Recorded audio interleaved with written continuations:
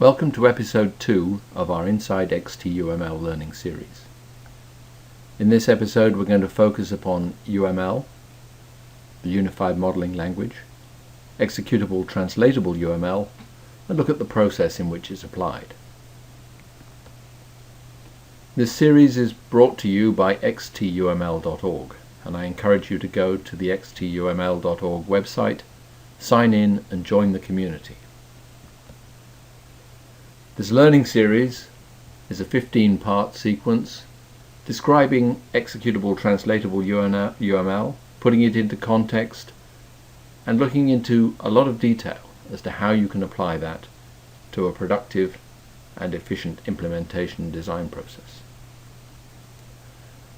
These episodes are being delivered weekly, but they're also recorded and will be available for your review later. So today we're going to start looking at UML, a modeling language, and see what a modeling language is really all about. Then we'll move on to look into executable translatable UML, how it uses the UML diagrams and extends upon UML capability to provide execution and translation that add value in the design process. And we'll look at that process at a high level to introduce the overall flow.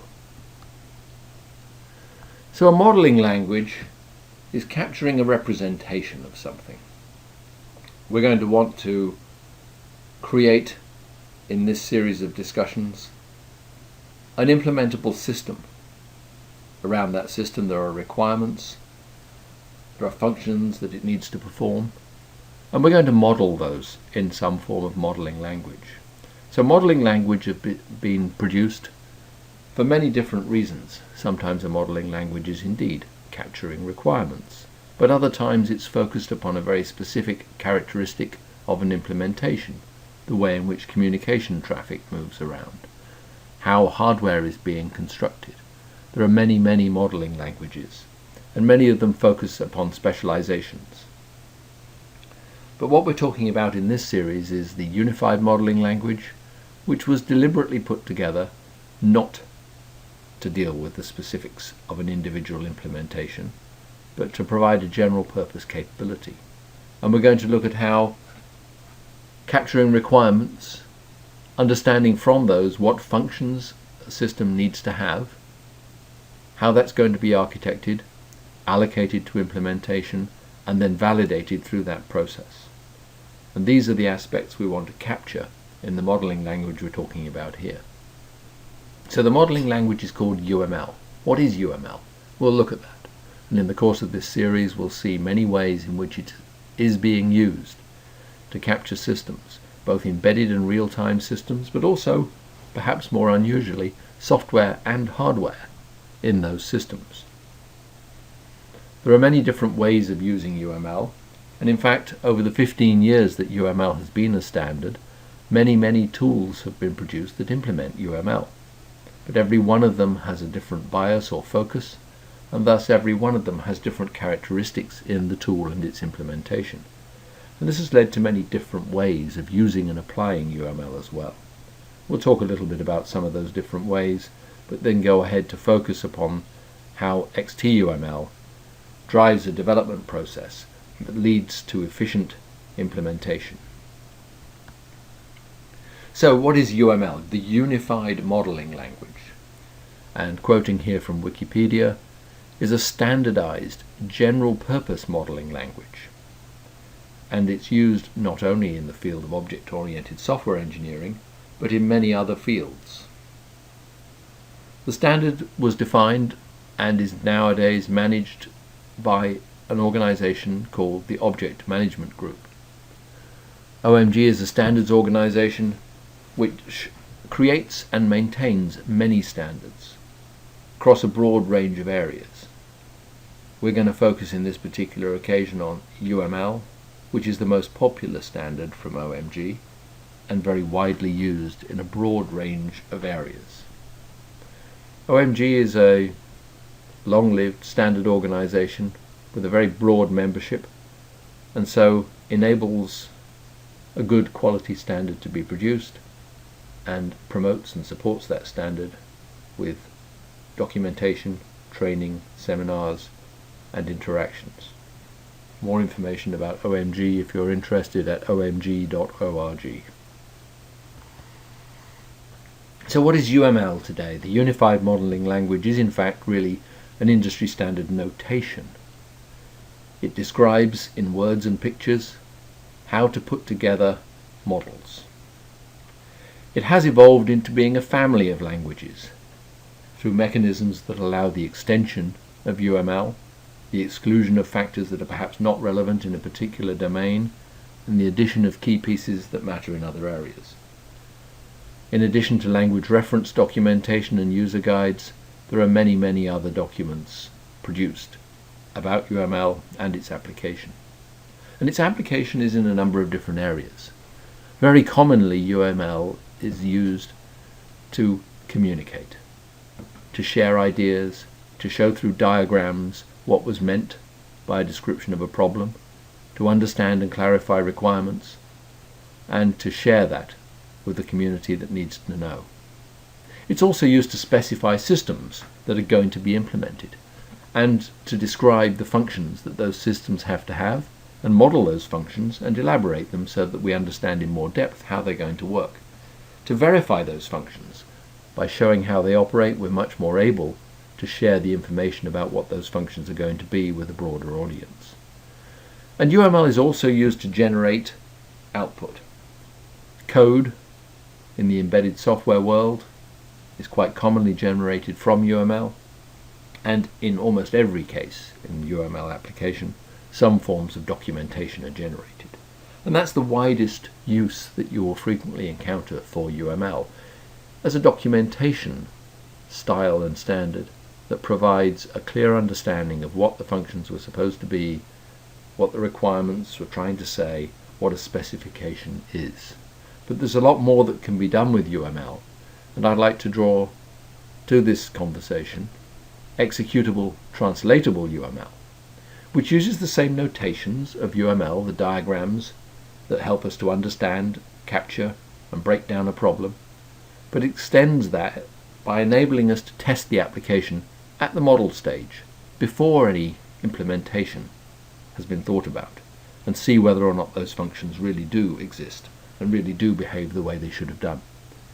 And additionally, to drive on into implementation, to provide an efficient path from the models to the final implementations that have to exist. For example, generating automatically very highly optimized code for embedded software systems. And we'll look at these two aspects of xtUML as we go on through this introduction today and in the subsequent elements of our xtUML learning series. So xtUML is a subset of UML, and UML has gone through some standards revisions. The 2-point-something series is where we currently are, and there are a number of different implementations around 2.0, 2.1, 2.2, 3, 4. xtUML is based upon the standards of UML 2.0, and like other profiles, is a subset that restricts some of the broader scope of UML, but is a superset in that it adds the capabilities of executable and translatable UML. One of those key factors is the inclusion of an action language, which was not a part of the original standard of UML, but it enables us in the course of modeling to describe the actions that need to occur and to do so in a manner that can enable execution right at the model level, and also translation into a broad range of different target environments, thus allowing flexibility in the design process and enabling a design decision towards implementation languages to be held until we're quite sure that the function and behavior is what it needs to be and has been targeted correctly for the different breakdowns of a system. So the focus of xtUML is on creating and implementing a product. To do so efficiently and effectively, to enable clarity in understanding what that product is going to do, and to ensure the implementation process is created as efficiently as possible. key concepts behind xtUML that make that possible is that the application models are capturing what the application does and not how it does it. We will add information about how it does it in the course of the process, of course, but to start with, we really want to break down the problem, look at the functions and behavior, and understand that. By making models executable, xtUML enables demonstrating what a function is going to do, validating that the requirement that originated that function is indeed being satisfied, and that the design that we're building is going to do the job it needs to. Then later on, we can start to be concerned about implementation, bringing in implementation architectures and the effects they have on the implementation we're going to create, putting that into design rules, templates and patterns that can be automated, and we use a translator process to generate output for the target system, whether that be software code or other languages used to help describe the system and understand its behavior. So the implementation architectures are developed and applied independently of the functions that the system needs to have. So in looking at xtUML, we're going to start talking about the diagrams that are involved in the UML environment and seeing what it is that that does, and then see how those apply in xtUML. Diagrams are a key part of understanding a design, and graphical models are very effective in helping us to break down a problem, look at the elements that are in it, see how those elements are going to step to step in the life cycle. So here we see a couple of example diagrams, a class diagram that typically captures data and the way in which that data is going to be manipulated, and a part of a state diagram that looks at the life cycle of that data and what's going to cause us to move from one step to another. Relatively quickly and easily we can understand what's going on in diagrams by comparison with trying to go through and reason what is a piece of code doing, and is it correct, and does it cover all the factors that we need to cover.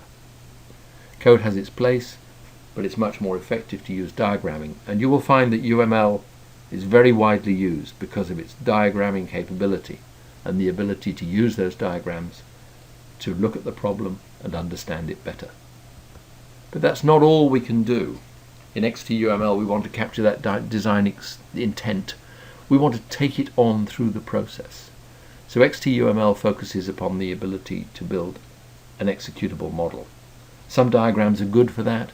Other diagrams help to augment the behavior of that executable model, but they're not ones that execute themselves. So the component and interface diagrams help us to specify the way in which functions are grouped and how they're going to communicate with each other. Classes, states and actions enable us to capture those functions and apply them as they need to be applied. Other diagrams such as use case and sequence help to describe the scenarios and put the design through its paces. And packages let us group functions in a reusable form.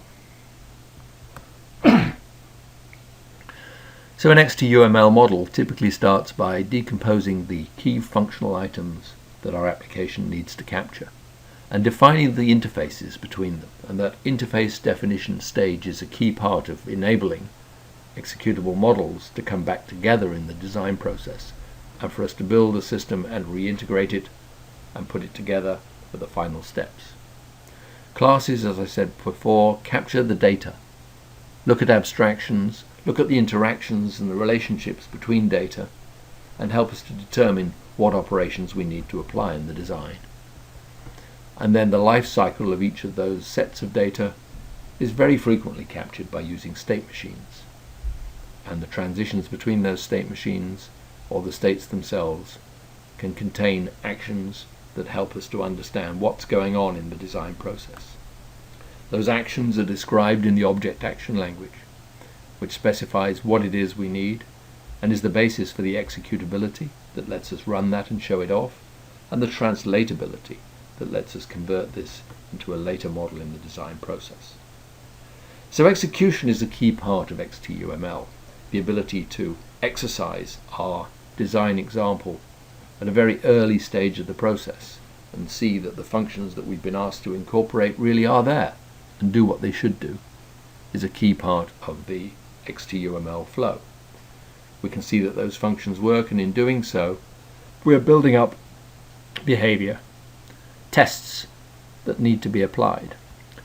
So those tests that we capture in the execution process are applied to the design, and using those tests we understand whether or not the design is doing what it should. But by capturing those tests as part of the modeling process, they also become reusable throughout the design flow. So a function block that is initially tested on its own will be integrated with other parts of the system, and the same tests for functionality can be applied throughout the design sequence. This enables us to build up tests that we can use to validate that at every stage in the design, as it continues to be elaborated, it does indeed continue to meet the functional goals that were set out at the beginning. So looking at the executable translatable UML process, we start out by analyzing, building models that extract the true meaning of the problem we're trying to address, and building an environment that we can go on to do the design step. By design, we mean elaborating the details of the behavior, capturing all the functions that need to be there and how they're going to work, and putting them together in organizations that will enable us to go on down the implementation flow. For example, partitioning a design such that hardware functions and software functions can be implemented in their own flows. But by defining interfaces between those, we're able to be sure those functions will indeed communicate as they should, and this enables us to look at running those functions, implementing them, and then revisiting those partitioning decisions and maybe moving them around to suit better implementation choices. So knowing whether a function is doing its job correctly or not is the test step. Executable models in xtUML enable that test. Features and functions can be tried out and see what they do, and we can validate the overall design and the requirements that we're working to. And only when we know that the system is indeed doing what it should do and is understood as it should be, can we make implementation choices.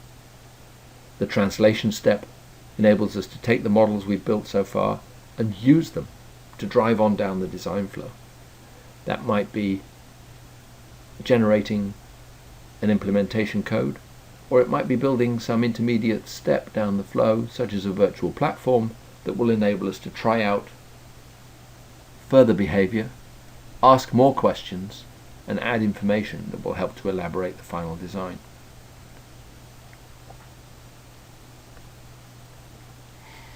So as we go through this, we've talked about some basic essential abstractions.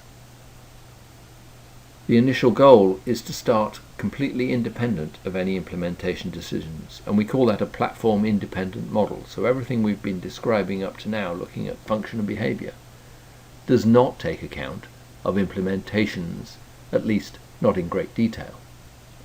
By breaking down the problem into functional blocks and defining interfaces between those functions, we're able to ensure that when we do go on to implementation, we've understood the problem well. But we haven't taken account of any particular implementation architecture. A platform-dependent model might well be built that does do that. So here we perhaps have decided that some function is going to hardware, another part of the function going to software. This enables us to build up a virtual prototype of the final system and to try out that virtual prototype and see how it's going to go on. We can start adding information that relates to resources. For example, in a hardware world, we might well use a digital data bus that's shared between processors, memory, and peripherals. And it will have its capabilities, but it will also have constraints on the way in which the design works. And we can consider whether or not those constraints are going to have an impact on the function we're putting together in the design. So we move from a fully independent model to something that is dependent upon factors in the hardware, and we take account of those factors as we elaborate the models. But we are going to have to go to something that is implementation specific, and that's where the translation process enables the models we've built to be translated into implementations that suit those platform-specific needs and provide the model at that level that's going to be the basis of the final product that goes out the door. Enable us to verify and validate that that works correctly, and may well include deliverables that are going straight out as part of the final product. To do that, the translation engine takes the application model we've built up, that platform-independent model. It takes account of platform-dependent characteristics, such as memory allocation, by enabling us to mark parts of the model with ways in which that needs to be treated. The language we're going to generate as output is captured as a set of rules and templates for the language. So programming languages such as C, C++, Java have templates that capture the language and its style, rules, coding standards, and constraints upon the way in which that language can implement the functions we want to work, such that when the translation engine operates, it generates high-quality, optimized code. In the hardware design space, we might use System C or VHDL with a view to further exercising the design by building a simulation and running that. And again, rules and templates will ensure that we generate good quality code for those kind of applications that can be applied directly to the next step in the process. And the translation engine can even be set up for specific industry standards, such as AUTOSAR, the software standard in the automotive industry that's now becoming widely used. And so from the modeling tool, we can automatically, directly generate all the characteristics needed to meet that language's standards and the needs it has for building up and implementing a system. Whatever path is chosen, the code generation engine is able to take full account of the language characteristics, the platform-dependent factors, and apply those to our platform-independent application functions, such that we generate very efficient, highly optimized code that can be used directly in a target system. And we may not have got the choices right first time. We might have set out to build part of the system in software and another part in hardware, with a view to fitting into application environments that for some reason or other, when tested, didn't yield the characteristics we wanted.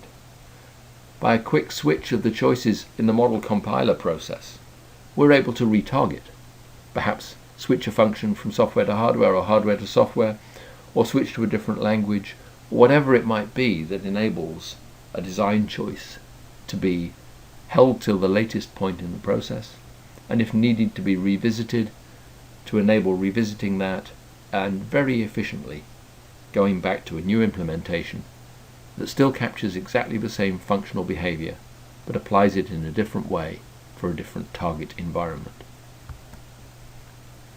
So to summarize, modeling captures the requirements, the specifications, the functions that a system needs to have. And that's the executable, translatable UML models that we build.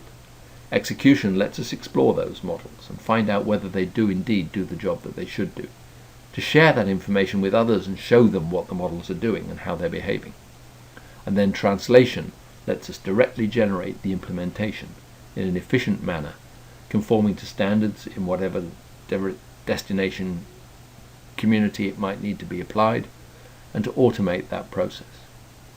And should it turn out that a retargeting is necessary, the automated flow enables that capability to go back and apply exactly those same functions to a different target environment and generate a final implementation that meets the needs and is as efficient as possible. So thank you very much for joining us today in the second part of our xtUML learning series. For more information, please continue to join us every week and look at this series, and go and log in to xtUML.org to find out more information about the future directions of xtUML. Thank you.